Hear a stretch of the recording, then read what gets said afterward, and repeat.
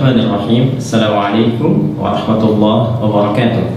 Alhamdulillah, wassalatu wassalamu ala rasulillah wa ala alihi wa sahbihi wa man walah wa ba'd. Saudara-saudariku, di antara tuntunan fikih yang sangat penting diketahui dan dijalankan oleh setiap muslim ataupun muslimah dalam syariat Islam adalah tuntunan mandi janabah.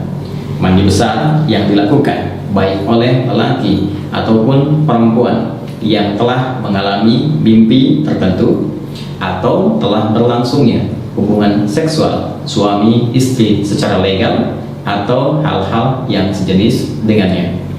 Tuntunan dimaksud telah disampaikan oleh Rasulullah SAW dengan sangat detail dan direkam dengan sangat sempurna oleh para ulama kita, khususnya para ulama hadis dalam kitab-kitab hadis mereka.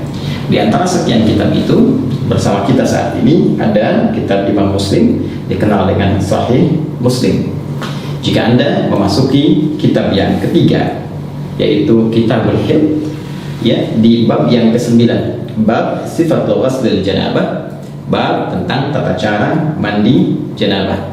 Anda akan temukan di sini di nomor hadis 316, 317, ya, dan selanjutnya bagaimana Sayyidah Aisyah radhiyallahu taala anha memberikan contoh gambaran seperti yang disaksikan dari perbuatan Nabi sallallahu alaihi wasallam, yang dengan itu memberi petunjuk pada kita bagaimana cara mengerjakan mandi janabah dimaksud. Saya bacakan sejenak, kemudian kita akan praktekkan langsung, ya, dari lokasi kamar mandi tertentu supaya lebih paham apa yang akan coba kita lakukan. Saya akan bacakan satu hadis dulu, ya, ke rawi terakhirnya saja.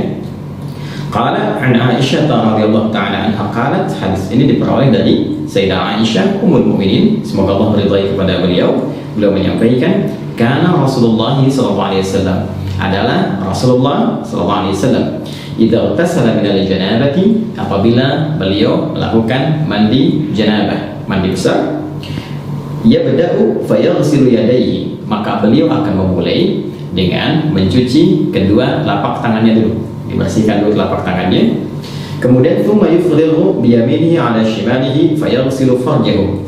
Setelah itu beliau kemudian menuangkan dengan tangan kanannya ke tangan kirinya, ya, sejumlah kadar air tertentu. Kalau bisa kita gunakan misalnya pakai gayung, ya, atau kita bisa gunakan dari keran untuk mengambil, ya, kemudian dialirkan ke tangan kiri untuk membersihkan pertama bagian kemaluannya terlebih dahulu. Setelah itu thumma yatawadda wudu'ahu lis-shalah, kemudian beliau menunaikan wudu seperti wudu untuk menunaikan salat, ya. Jadi tadi membersihkan telapak tangan keduanya, menuangkan dari tangan kanan air ke bagian tangan kiri dan membasuh atau membersihkan kemaluan, kemudian berwudu seperti halnya wudu salat. Tsumma ya'khudhul ma'a fayudkhilu asabi'ahu fi usul asy-sya'ri. Kemudian beliau mengambil air, ya, lalu dengan air itu beliau menyela-nyela, ya, di bagian rambut ke kepalanya sehingga meresapkan air kepada bagian kepala secara merata.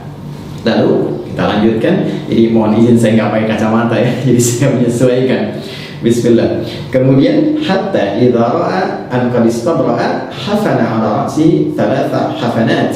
Kemudian ketika beliau sudah merasakan ini sudah mulai merata dengan baik, ya, baru diserapkan, ya, dialirkan secara merata dengan jemarinya. Setelah itu baru kemudian dibasuhkan, ya, 3 kali basuhan disiram, ya, ke kepala itu sehingga menyerap dengan sempurna ke bagian pori-pori dan ke seluruh bagian kepalanya. Setelah itu thumma afadha 'ala sa'iri jasadihi thumma ghasala rijlaihi, lalu menyempurnakan untuk membasuh seluruh tubuhnya dari kanannya kirinya secara sempurna keseluruhannya, baru kemudian di akhir membasuh kedua kakinya. Nah, ini nanti ada yang menarik, ya, sebelum kita praktekkan teman-teman sekalian. Ini pun ada di Al-Bukhari. Di sini disebutkan nomor hadis 248, 262, juga nomor hadis 272. Nah, ada yang sangat menarik teman-teman sekalian. Saat beliau mempraktekkan tata cara mandi janabah ini dalam perihal wudu. Jadi yang hadis pertama menerangkan kepada kita, dalam wudu ini dilakukan seperti halnya sholat, tapi membasuh kakinya diakhirkan. ya, membasuh kakinya diakhirkan. Jadi setelah kemudian tuntas keseluruhan, ya, kemudian sampai dari kumur-kumur, ya, setelah itu istinsyaq wajah, tangan sampai siku, kemudian kepala, kemudian telinga. Nah, ini kaki nggak dibasuh dulu. Ini hadis bagian pertama. Jadi setelah nanti yang tadi selesai habis, baru terakhir nanti pindah tempat untuk bisa membersihkan kaki, ya, bagian terakhir. Nah, kemudian adapun hadis yang keduanya itu menyempurnakan keseluruhannya dalam wudhu, jadi sampai dengan kaki, baru kemudian bisa dilakukan seperti yang tadi, sela-sela, guyur kepala, kemudian sampai dengan selesai dan tuntas. Dan dua-duanya nggak ada persoalan, tinggal pilih mana yang paling mudah untuk dilakukan. Hanya tipis saja perbedaan untuk membasuh kaki dalam perihal wudhunya, apakah diakhirkan atau diawalkan. Nah, sekarang untuk lebih jelasnya kita coba praktek, ya. Kita praktek, kita melihat bagaimana praktek menggunakan keran dan juga menggunakan gayung. Bismillah. Yuk. Baik teman-teman sekalian, sebelum kita masuk mempraktekkan, ingat masuk kamar mandi, dua hal yang sangat penting. Pertama, langkahkan kaki kiri kita dulu, ya. Jadi masuk nanti melangkah kaki kiri sambil mengucapkan, ya, Allahumma inni a'udzubika minal khubuthi wal khaba'ith. Ya Allah, aku berlindung kepadamu dari berbagai godaan setan, baik berjenis kelamin laki-laki ataupun perempuan yang membawa pada suasana yang tidak menyenangkan. Ingat, ya, banyak hal yang kotor, supaya tidak berlama-lama, fokus kaki kiri, langkahkan masuk, kemudian doa yang tadi disampaikan, dan bersiap kita mencoba untuk mempraktikkan. Nah, ini saya ingin jelaskan dulu sama teman-teman bahwa posisinya ini saya tampilkan yang komplit, ya, komplit dalam pengertian bahwa di kekinian kan kita bisa menggunakan keran seperti ini, ya. Kemudian juga ada yang menggunakan gayung seperti ini, ya, atau juga menggunakan shower seperti ini, ya. Ini belum saya nyalakan dulu untuk memudahkan, nanti kita bisa gunakan secara bersamaan. Baik, yang pertama berdasarkan praktek dari hadis yang telah kita bacakan tadi, maka kita mulai dengan mencuci telapak tangan terlebih dahulu, ya, dengan semua jari-jari yang melekat di dalamnya. Karena itu penting bagi kita untuk mencontohkan. Pertama, karena kita akan coba menggunakan keran terlebih dahulu, maka ini kita geser dulu, ya, embernya. Jadi tidak kita coba tadahi di bawahnya dulu, supaya air yang diduga tidak bersihnya itu tidak langsung masuk ke dalam bagian ember atau bejana, ya. Walaupun nanti beberapa bagian dari proses kita untuk melakukan tuntunan syariat ini bisa kita tadahi dengan air, ya. Jadi kita basuh dulu seperti ini teman-teman sekalian, ya. Nah, seperti ini. Nah, tentu kita ucapkan bismillah dalam hati, ya. Demikian. Nah, seperti ini. Jadi rasa sudah bersih teman-teman sekalian, boleh kita matikan, ya. Lalu kita tadahi begini, ya, supaya tidak terlampau banyak nanti air yang mengalir keluar sehingga berlebihan, ya, dan sangat tidak disukai berlebihan. Baik, kemudian setelah itu kita coba nyalakan dulu teman-teman sekalian, ya. Lalu siapkan sabun. Ini sabun, ya, sebelumnya sudah ada. Kita siapkan sabunnya dulu. Nah, ini sabun penting karena nanti di dalam hadisnya teman-teman sekalian, itu nanti saat membasuh kemaluan, itu tangan setelah itu dibasuh dulu menggunakan tanah. Dalam hadisnya itu, ya, tanah. Nah, ini sebagai pengganti dalam konteks tanah itu bisa menggunakan apa? Menggunakan sabun, ya. Jadi intinya membersihkan kotoran, mungkin bakteri atau yang lain yang melekat di dalam tangan setelah membasuh kemaluan. Tadi sudah kita tangan sudah kita basuh, ya, sudah kita bersihkan. Setelah itu kita lebih baik sambil jongkok seperti ini, ya, sambil jongkok, karena mungkin sisa-sisa dari bagian tubuh kita bisa juga dikeluarkan untuk mengalir. Kemudian setelah itu dibersihkan bagian kemaluan, ya. Jadi ambil air, teman-teman bersihkan bagian kemaluan dengan rapi, dengan bersih. Nah, setelah kemudian ini hadis tadi yang tidak sempat saya bacakan, ya, hadis yang keduanya, karena untuk mempercepat, ya, untuk mempercepat ke praktek. Jadi nanti setelah dibersihkan, ambil sabun, ya, di sabun diambil secukupnya, kemudian nah seperti ini, ya. Nah, kita bisa kemudian cucikan dulu, basuhkan, kemudian baru kita bilas dengan menggunakan air seperti ini, ya. Nah, sudah selesai. Baik, nah, ini sudah bersih bagian kemaluan. Lalu setelah itu kita bersiap untuk berwudu seperti wudunya sholat, ya. Jadi ini saya coba singkapkan dulu teman-teman sekalian, ya, sampai sini supaya ini bagian siku juga bisa ada batas yang terlihat. seperti ini ya. Kita mulai wudhu seperti halnya wudhu untuk sholat. Nah, ini seperti biasa ya. Nah, boleh kalau mau begini lagi, ini kan sudah bersih di tangan tadi ya, begini. Nah, sudah berniat dalam hati kita. Nah, bismillah sudah kita ucapkan juga ke dalam hati kita. Kita mulai ya. Nah, ini kita bisa berkumur-kumur seperti biasa.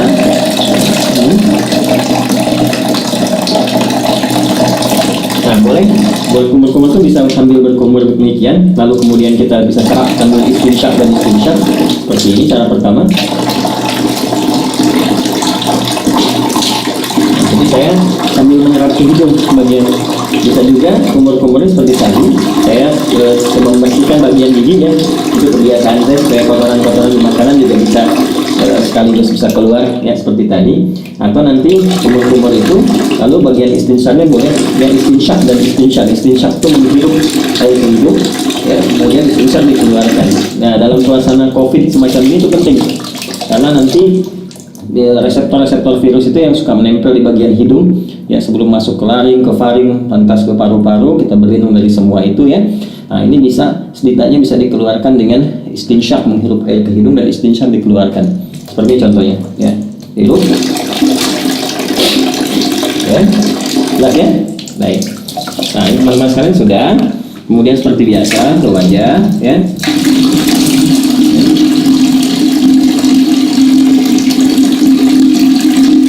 Nah, teman-teman ya, ingat yang pernah saya contohkan. Jadi ngambil air, ini saya ambilkan. Ini nggak apa-apa saya agak ini karena saya tadah di bawah ya. Nah, seperti ini. Lihat baik-baik. Nah, begini. Ini yang jempol ya, ke bagian belakang telinga begini.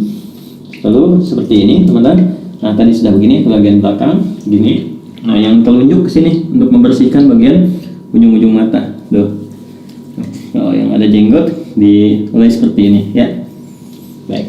Seperti biasa 2-3 kali, jadi boleh 2 kali, boleh 3 kali untuk menyempurnakan. Saya contohkan seperti itu saja ya. Jadi kemudian teman-teman, nah ini kalau biasanya saya kalau nggak pakai tadah di bawah seperti di tempat wudhu masjid atau apa, ini dibuka, nanti biasanya saya matikan dulu gini. Tuh, ya, tangan sampai siku seperti biasa, kanan dulu sampai selesai ya. Lalu setelah itu biasa yang kirinya ya, ini 2 kali, bisa 2 kali ya, sampai 3 kali, baru setelah 2-3 kali kiri ya. Nah, ini juga sama ya, 2-3 kali teman-teman sekalian. 2-3 kali itu ambil air lagi ya, kalau kita mau rasakan begini nggak ada masalah kan. Terus setelah itu bagian kepala kita rasakan ya, diusap sini ke belakang, balikan kembali ya. Boleh langsung ke telinga begini ya, seperti ini boleh. Atau juga bisa teman-teman lakukan pala dulu, balik, kemudian ambil air lagi untuk telinga ya. Nah, bagian kaki ini bisa kita lakukan sekarang ya, seperti biasa wudhu biasa. Bagian kakinya misalnya seperti ini ya, ambil begini kan. Nah, ini kan ya, bagian jari-jari jangan lupa teman-teman. Nah, seperti ini.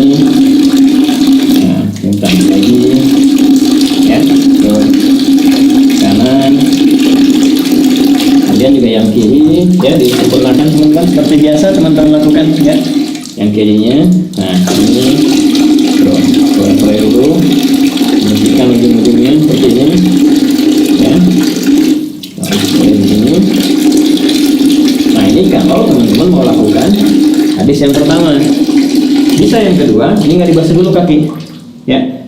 Setelah selesai tadi ke kepala, ke telinga, jadi langsung kemudian melakukan ke yang selanjutnya, tahap selanjutnya. Apa itu? Yaitu ambil air seperti ini ya. Bisa kita tumpahkan dulu sedikit seperti ini. Lalu di sela-sela sini ya, sampai kita merasakan pori-pori kepala itu sudah mulai basah ya, begini ya teman-teman sekalian. Nah, kita bisa ambil lagi. Ini biar kamu ngalir juga nggak apa-apa, nanti terakhir kita dari gayung ya. Nah, seperti ini. Saya letak ya. Nggak ada beda laki-laki dengan perempuan ya. Nah, seperti ini biasanya ya. Nah, setelah itu cukup, bisa sekali, bisa 2 kali ya. Setelah itu teman-teman disebutkan dalam hadis, kemudian Nabi mengambil air tertentu, bisa dengan ini, bisa dengan Tadi kan dengan ini ya, dengan kepalan, bukan kepalan terbuka begini ya, antara telapak tangan kanan kiri disatukan begini, kemudian disiramkan ke kepala, untuk ke kepala dulu, meratakan kepala seperti ini ya. Jadi bisa aja sebenarnya pakai telapak tangan ke kepala dulu. Tadi kan sedikit-sedikit ya di sela-sela. Kalau ini meratakan, atau bisa menggunakan ini juga boleh, gunakan kerangnya. Saya coba contohkan pakai ini dulu. Tuh ya, secara menyeluruh, jadi selesai gitu ya. Atasnya ini 3 kali ya, jadi 3 kali dicontohkannya ya. Jadi kita seperti ini ya, boleh pakai gayung juga. Ini untuk kepala dulu ya, tadi kan kepala. Nah, baru setelah itu disiram ya, siram di seluruh tubuh. Ini sudah merasakan rata, sudah enak ya. Nanti ada hikmahnya loh, kenapa kepala dulu itu ada hikmahnya ya, termasuk nanti terkait dengan kesehatan, kesegaran tubuh, dan juga bagaimana menghidupkan kembali semangat dalam beraktivitas supaya nggak malas, lemas, kemudian daya pikir jadi kuat dan sebagainya ya. Lalu kemudian membasuh secara sempurna dari bagian kanan sampai kiri sampai dengan selesai. Ini kalau kepala sudah, kita tulis dari sini ya. Nah, sampai selesai, terus ratakan ya. Jadi tidak penting ini, terus ratakan sampai dengan selesai ya, sampai selesai semuanya ya. Sabun seperti biasa. Nah, kalau pakai shower, nah ini ya di atas ini. Nah, ini saya turunin dulu ya, biar memudahkan, biar nggak ini sama kamera kan, ini bisa begini juga ya. Nah, ini tinggal begini aja, atau dipasang di atas seperti tadi ya. Nah, ini begini, pasangkan lagi. Nah ya, kemudian seperti ini. Nah, ini lebih rata ya, sebelah kanan ini pakai apa, pakai sabun dan seterusnya. Nah, kemudian selesai teman-teman sekalian. Nah ya, jadi ini sudah disabunin, rata semua. Nah, kalau bagian pertama tadi yang kakinya belum dibasuh, belum dibersihkan, maka berpindah tempat ya. Berpindah tempat tuh gini, supaya tidak teraliri oleh air yang tadi sudah kita basuhkan ke tubuh kita, sehingga masih bercampur kotoran-kotoran yang mungkin tidak mengalir sempurna. Itu ya hikmahnya. Maka berpindah sedikit, pindah sedikit kan. Kemudian kita mulai basuh kaki ya, yang tadi belum terbasuh dalam wudhu tadi pada hadis yang pertama. Boleh kita basuhkan sesuai seperti yang dalam apa namanya wudhu. Kita ambil saya begini ya, kita basuhkan. Nah, seperti ini ya, ini basuh kaki secara sempurna ya kan, lagi. Nah, seperti ini ya. Atau karena saat mandi tadi kan sudah bersih, gosok-gosok, bisa tinggal begini juga bisa ya, begini bisa. Nah, seperti itu. Nah, cuma kalau kita ambil hadis yang kedua, kita ingin gunakan wudhunya sempurna sampai dengan ke kaki seperti tadi saya contohkan, maka yang terakhir nggak perlu dilakukan lagi ya, cukup kita siram aja untuk selanjutnya kan, selesaikan dan sudah selesai. Nah, karena sudah mandi besar itu menghilangkan hadas-hadas yang besar, otomatis yang kecil juga hilang ya. Jadi tidak perlu kita berwudu kembali. Kalaupun ada yang ingin berwudu kembali ya tidak dipersalahkan juga. Tapi karena sudah selesai kan tadi wudu sudah, kemudian mandinya juga sudah, jadi tidak wudu pun ya tidak menjadi persoalan, tidak perlu wudu lagi, tinggal pakai handuk ya, diselesaikan, dirapikan dan selesai tuntas. Nah, ini teman-teman admin nggak bawakan anduk jadi saya harus keluar untuk contohkan dulu, keluar kamar mandi dengan menggunakan kaki kanan ya. Kita keluarkan menggunakan kaki kanan seperti ini ya, sambil kita mengucapkan ghufranaka ya, ghufranaka alhamdulillahilladzi adhaba 'anil adha wa 'afani ya. Ya Allah, ampuni kami, ya Allah maafkan, karena saat tadi di kamar mandi kan kita nggak berzikir ya, nggak mengucapkan kalimat thayyibah, dan dalam situasi tempat yang tidak bersih dan penuh dengan godaan-godaan setan. Kemudian kita juga bersyukur pada Allah, segala puji bagi Allah yang telah menghilangkan berbagai gangguan dan menyehatkan kita setelah kita mandi kembali. Jadi mandi itu ada kaitan dengan kesehatan, kekuatan. Nah, itulah Islam mengajarkan kita. Teman-teman sekalian, itu yang bisa di-share, disampaikan. Wah, ini udah dicontohkan sepenuh hati, fisik dan jiwa.